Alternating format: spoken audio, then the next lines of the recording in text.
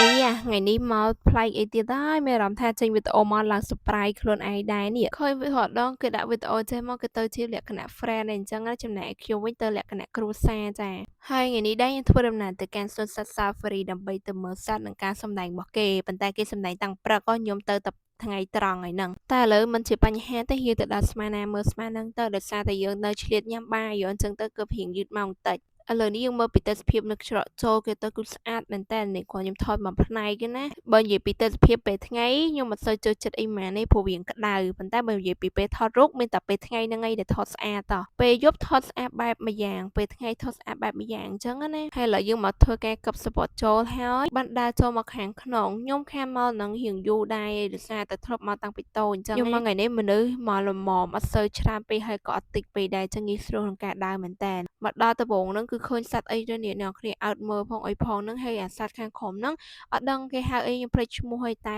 ចំពុកវារៀងធំហើយវែងអញ្ចឹងទៅយើងអត់ហ៊ានដើរជិតល្បងមែនទេបន្ទាប់មកឃើញគេផ្អើលទៅមើលអីទេខ្ញុំក៏ទៅមើលតាមគេទៅគឺជាក្ងោកនេះឯងដែលកំពុងបើកស្លាបយ៉ាងធំមែនតើមើលពីក្រោយចេះមើលអត់សូវច្បាស់ហើយមែនអត់អញ្ចឹងគឺថាខ្ញុំធ្វើការរត់ទៅខាងមុខហ្មងដើម្បីមើលឃើញក្ងោកញីបើកស្លាបនេះមិនដឹងគេកំពុងតែធ្វើអីជាមួយនឹងក្ងោកឈ្មោលមកញីគេនេះទេចាគឺអាលាស់ដៃផងអាលាស់ជើងផងប៉ុន្តែខ្ញុំត្រឹមតែមើលគឺឈរមើលតែម្ដងតពីមើលក្ងោកអស់ចិត្តហើយយើងក៏ដើរមកមើលនេះដូចជាសត្វខ្លាឃ្មុំមើលចាប់ហើយនាងក៏ទៅមើលខ្លាម្ដងនិយាយទៅកន្លែងខ្លានេះរៀងខ្លាចដែរហ្នឹងដោយសារតែកន្លែងហ្នឹងដូចជាគេដាក់ប្រឡោះឲ្យយើងអាចយកចំណីយកទៅដាក់ឲ្យបានអញ្ចឹងប៉ុន្តែមិនហ៊ានបើកទេចាគ្រាន់តែឃើញអូនិយាយទៅគឺថាខ្លានេះឡើងធំមែនតើបើឆ្ងល់ទេថាមិនបានដើរកន្លែងមើលខ្លាអត់ឃើញរូបខ្ញុំអញ្ចឹងគឺដោយសារខ្ញុំឈរឆ្ងាយមែនតើអស់ពីមើលខ្លាហើយនាងក៏យើងទៅមើលការសម្ដែងកពើបើអត់បានចូលមើលកពើឥឡូវហ្នឹងទេគឺថាខកខានការសម្ដែងមួយទៀតលែងបានមើលបដាវកពើនេះគឺខ្ញុំមើលតាំងពីតូចមកគឺថានៅតែស្រាវតាំងពីតូចមកតដែរគឺថាគាត់ហ៊ានលូកដៃចូលដាក់ក្បាលចូលអីអញ្ចឹងគឺខ្ញុំអ្នកគ្នាខ្ញុំបិទភ្នែកផងមើលតិចតិចអីអញ្ចឹងណាឥឡូវហ្នឹងគាត់ធ្វើការលូកដៃចូលអូអ្នកគ្នាឃើញអត់នេះខ្ញុំបិទសលេងណាបើថាដាក់សលេងវិញនិយាយពីថាស្រាវមែនតើដោយសារលឺសលេងមាត់កពើឡើងលឺប៉ុន្តែសរសើរការសម្ដែងរបស់ពួកគាត់មែនតើណាដែលគាត់អាចសម្ដែងឲ្យយើងបានមើលហើយល្អសោចនិយាយពីថាមួយយ៉ាងដែរណាដប់និយាយទៅគឺថាស្វាដប់មនុស្សតែម្ដងចាអូខ្ញុំតសើគេហ៊ានជិះហ៊ានអីចឹងប៉ុន្តែខ្ញុំទេគឺអត់ហ៊ានជិះទេកុំថាតែជិះជាមួយសម្បីតែឈរចិត្តក៏ខ្ញុំមិនហ៊ានឈរចិត្តដែរ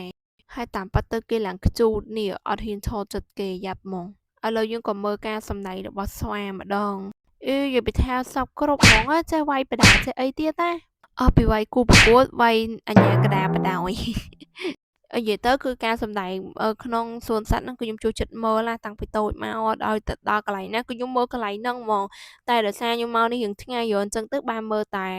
ស្វាហើយនឹងអីតិចតួចទេហើយក្រៅពីនេះយើងដើរមើលខ្លួនឯងអញ្ចឹងទៅហើយបើកន្លែងនេះនឹងសត្វអីគេនេះអត់ដូចជាតូចនិយាយទៅគឺថានាំគ្នាមកឈរមើលតូចស្រែកបន្ទាប់មកយើងក៏មកមើលដំរីបន្តទៀតហើយយើងមើលដំរីហើយហ្នឹងក៏បានដើរមើលទេសភាពជុំវិញហ្នឹងហើយគឺដល់ផ្លូវចេញទៅផ្ទះតែម្ដងចាហើយវីដេអូរបស់ខ្ញុំក៏មានតែប៉ុណ្្នឹងដែរអរគុណបងប្អូនសម្រាប់ការតាមដានទស្សនាសង្ឃឹមថាបងប្អូនចូលចិត្តកុំភ្លេចចុច like share follow page ខ្ញុំអ្នកមួយផងណាជួបគ្នានៅវីដេអូក្រោយបន្តទៀតបាយបាយ